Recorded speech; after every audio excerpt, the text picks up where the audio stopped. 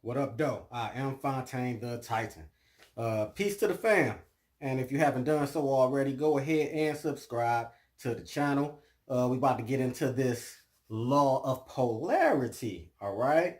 And when it comes to the law of polarity, after I learn the things that I'm learning and been studying the things that I'm studying, and the first thing that came to my mind was this movie called Vampire in Brooklyn.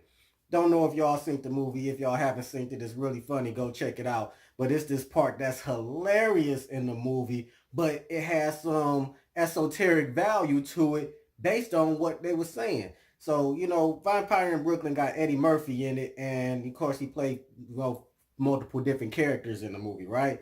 So in this particular scene, he impersonating the preacher that he killed. So the preacher, to make the not give it all away and simplify it, he ends up flipping the script and end up having the choir singing evil is good. I mean, they literally in there like evil is good, evil is good. You gotta watch the movie. But when I watched it back in the day, I just found it funny. But now that I'm understanding the law of polarity, I'm like, wait a minute. Evil is good. Good is evil. They are both on the same flip side of the coin. And you might be sitting up here thinking like, wait a minute, what is this dude talking about? All right, let's get into it. The law of polarity, right? I'm going to bring out the Kybalion for this purposes real quick. And we just go break down the law of polarity real quick, right? So that you can get a understanding of what we're talking about here, right? Polarity says everything is dual. Everything has poles. Everything has its polar opposites, its pair of opposites. Like and unlike are the same. Opposites are identical in nature, but different in degree. Extremes meet. All truths are but half truths. All paradoxes may be reconciled, right? So that's really, really deep for you to try to get your mind wrapped around all of that. But what you got to understand is everything is built in duality. Just like they said on the movie Vampire in Brooklyn, you can't have one without the other, right? So in order for, as they say, evil to exist, there has to be good. But evil and good are concepts of humanity in the way that we think in perspective on good and bad. So when you start looking at the law of polarity, you got to understand that we're talking about vibrational frequencies. So there's no really such thing as good and evil, good or bad. That's just based on your perspective, right?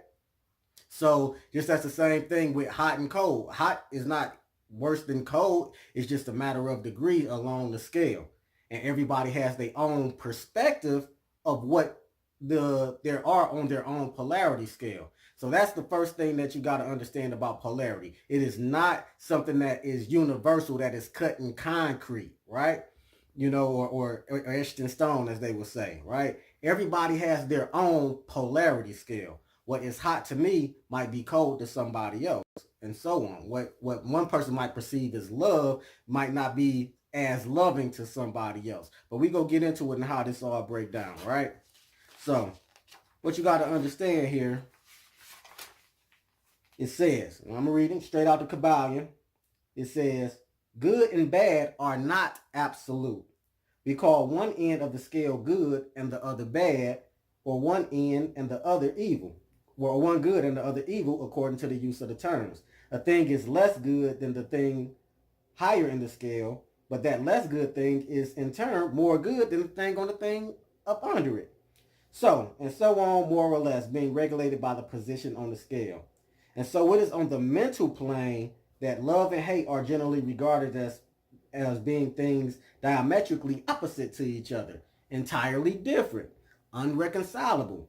But if we apply the principle of polarity, we find that there is no such thing as absolute love or absolute hate, as distinguished from each other.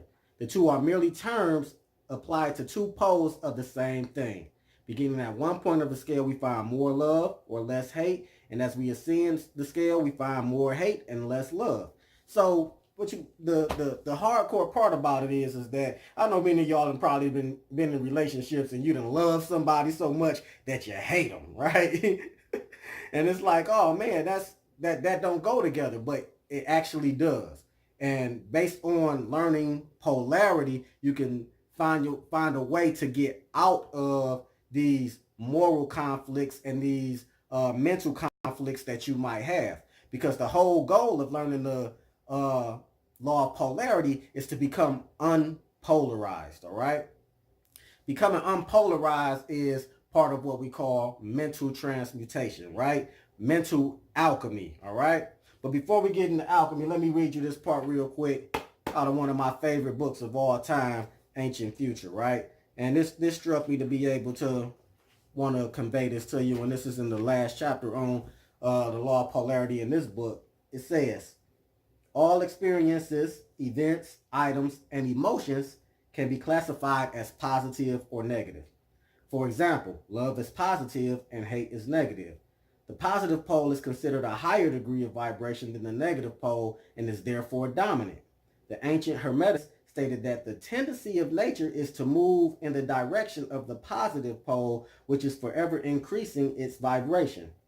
Here we see that the laws of vibration and correspondence work intimately with the law of polarity. By understanding this relationship, the transmutative abilities of polarity become clear. When properly applied, the law of polarity leads to a greater sense of self-awareness and clarity, right? So as I was saying, becoming unpolarized is the goal. And by becoming unpolarized, I mean being able to see both sides of the spectrum, right? So many people have their beliefs and things that they think they know trapped up in their mental construct, and next thing you know, they are strictly polarized on one side, and they are so polarized that they can't even see that there's an opposite end, right? So on this scale of polarization, the goal is to, one, to be able to understand how to transmute your mental state from one state to another, right? But to take it even a step further, becoming unpolarized is stepping off of that scale and being able to see both sides clearly, because you don't necessarily have to pick a side. So a lot of people do things out of love, a lot of people do things out of hate, anger, or joy, whatever it is on that scale that they do things off of, they're doing it on that scale. But if you take yourself off of that scale, then you could do things in a different, higher perspective that doesn't even have an emotional connection to it. And when you take your emotional connection away from the polarity scale, then you have room to see both sides and then to be able to make proper judgments, see the world a lot differently, right? So let's get into this mental transmutation thing, right? Let me take you here real quick so that you can get a better comprehension of what they're talking about on mental transmutation, all right? Mental transmutation. Mind as well as metals and elements may be transmuted from state to state, degree to degree, condition to condition, pole to pole, vibration to vibration. True Hermetic transmutation is mental art. So transmutation is a term usually employed to designate the ancient art of transmutation of metals, particularly of base metals into gold. The word transmute means to change from one nature, form, or substance into another, right? So if the universe is mental in nature, right? Then mental transmutation must be the art of changing the condition of the universe along with the lines of matter, force, and mind. So you see, therefore, that mental transmutation is really the magic of the ancient writers had to say about their mystical works and about which they gave so few practical instructions. So if all be mental, then the art which enables one to transmute mental conditions must render the master the controller of the material conditions as well as those ordinarily called mental. So what they're saying is that it's all about mental transmutation and understanding the mental plane on where you sit at. So why is this important? What you got to understand is most people have no idea where they are at mentally. And even if they do, even if they have an idea of the two poles and being unpolarized and where they stand on it, you got to wonder, why is it so hard for people to really get past all of this, right? So here we go, right? Got a couple of notes here, right?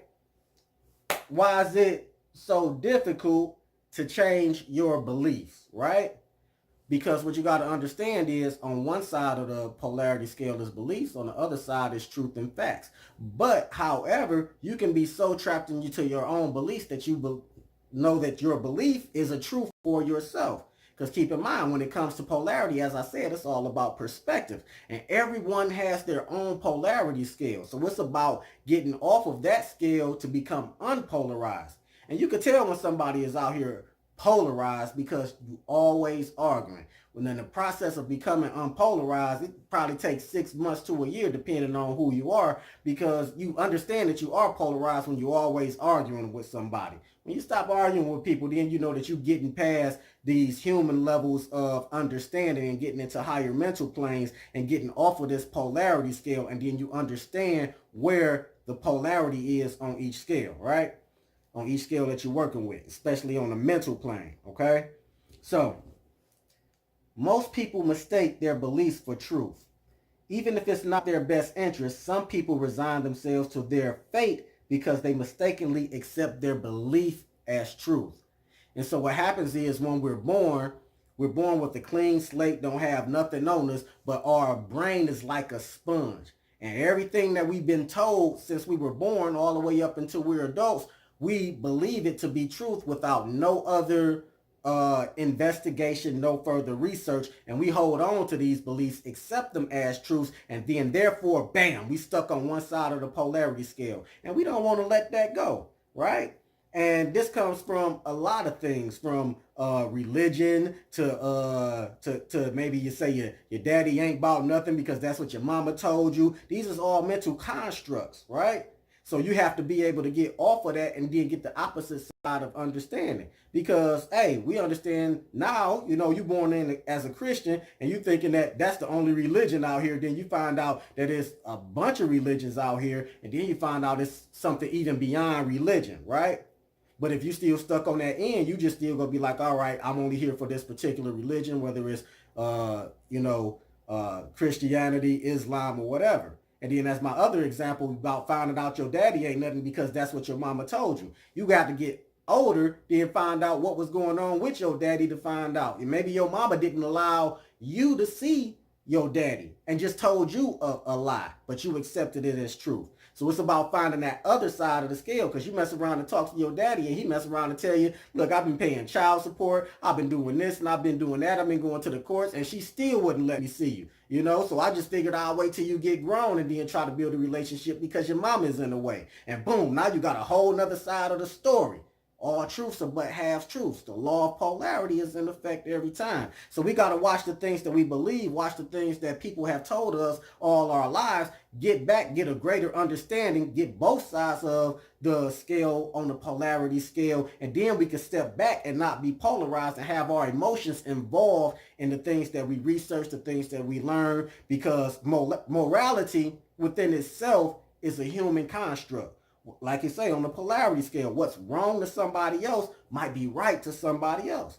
If you out here and you go rob a bank, everybody will be like, oh, he wrong for robbing that bank. But if you rob that bank to feed your family, then we got a whole different understanding of what maybe right or wrong is. And people might say, well, maybe he should have just went and get a job. Well, maybe he wasn't educated enough. Maybe that was his only way at the time to justify being able to get something for his family, right? So right and wrong is a perspective thing based on where you fall on your polarity scale. But when you take out the moral aspect of right and wrong, and then you just start looking at things as is, you're able to take these concepts a step further, right? And rise on a higher mental scale, okay? All right, so look, let's get this here. Another reason why it's hard for people to change their beliefs is because beliefs are a construct of your subconscious mind, right? So as we discussed before, we got to reprogram our subconscious mind. Our subconscious mind is guiding everything that we do, and consciously, we don't really understand what's going on. And the example I got here is that, let's just say you got a woman that's looking for love. And she's really, really looking for love, but subconsciously, she feels like she's unworthy of love. And therefore, she always sabotages her relationships because She says she wants love consciously, but deep down inside in her subconscious, she don't feel worthy of somebody to love her. It gets really, really deep here on when it comes to how your mind really works, okay? So we got to reprogram our subconscious mind in order to be able to get on a higher mental level, in order to be able to gauge this scale of polarity, all right? And another reason why it's hard for people to change their beliefs is because people believe what they see, right? So 5 people can see the same occurrence happen, but you're going to have 1, 2, 3, 4, 5, 5 different perspectives, 5 different events that happen because there's 5 different minds that have perceived what's going on. Okay, and you're going to believe what you see 9 times out of 10, and that's why it's so hard to really change your mental concept, because as we grow in this world, what do we see? We see people working jobs. We see people going to church. We see people playing sports. We see money being a factor. And we perceive all of this material stuff and all of this phenomenon that's going around us with our sight, sound, smell, touch, taste as being real. And we don't understand that it's a mental aspect that goes above the physical aspect. But we get trapped into the physical plane, and we can't really transmute things on the physical level no more unless you are the super master hermeticist from like back in the day, as they say then. Yeah, they was able to change lead into gold and all of that. But where we stand as the students to be able to understand, it's about transmuting mentally. So you get people out here who on the polarity scale in their mind, they always say that they broke, but they don't even look at the side of what it would be like to be rich, right? Because you got to understand that there's a broke, there is a rich, but people never even mentally construct what's going on that other side of the scale.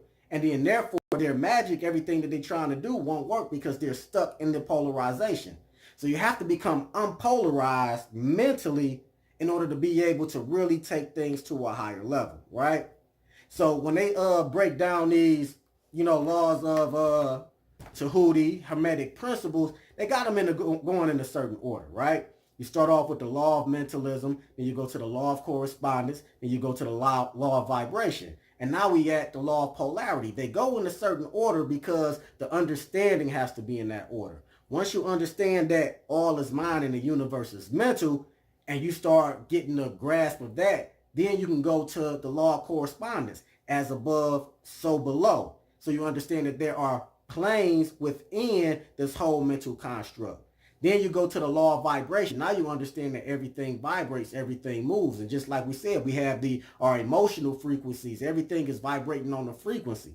And now that you get those concepts, boom, in your back pocket, now you move on to the law of polarity, and you understand that there is different ends of the spectrum on vibration, right? So when we talk about vibrating on higher levels, hey, you can do a lot of things on lower levels, right? It's a whole bunch of stuff you can do on lower levels of vibration. Now, we ain't talking about good or bad. We just talking about higher and lower vibrations. So we'll say anger is a lower vibrational frequency. But just because you're angry doesn't mean that nothing good could come out of it. The problem is most people don't know how to construct their anger and transmute that into a positive energy. Most people get angry, want to fight, argue, and stuff like that. People don't take their anger and then go draw a picture, go write a poem, go write a rap, go do something creative, and take that energy and transmute it into something positive out of a lower vibration. That's something that we haven't wrapped our mind around mentally. So the easiest thing for us to do is to try to transmute our emotions, our mental state into higher frequencies more often, so that you don't even have to really deal with the lower vibration aspects of what could happen off of that. Because if you don't know how to handle it, you shouldn't be messing with it at all. And that's why people get stuck in these lower vibrational frequencies. You see women all the time talking about, I'm irritated, I'm irritated. Yeah, that's why you're irritated, because you keep saying it. And now you're stuck on a polarity scale of being irritated, and you ain't even looked at the other side of being peaceful. And now you so trapped on this polarity side that you don't even want to go on the other side. It starts to feel weird to you if you start to move up this polarity scale, right? So the law of polarity is really, really deep. And the whole goal is to become unpolarized so you can get your own perspective, right? And understand that everyone else has their own perspective as well. And you know that you're getting out of this being polarized on one side so strong when you stop arguing with people so much. When you can start seeing both sides of the story. When you can start taking facts and internalizing them and understand what you're believing and the difference between beliefs, truth, and fact. Because every truth is but a half truth, even as they say on the law of polarity. But with that being said, I hope y'all got a lot out of this one. And it's way more to the law of polarity. But this is just me giving you an understanding of how mentally it goes down, right? So go ahead, like, subscribe, share. And with that being said, peace.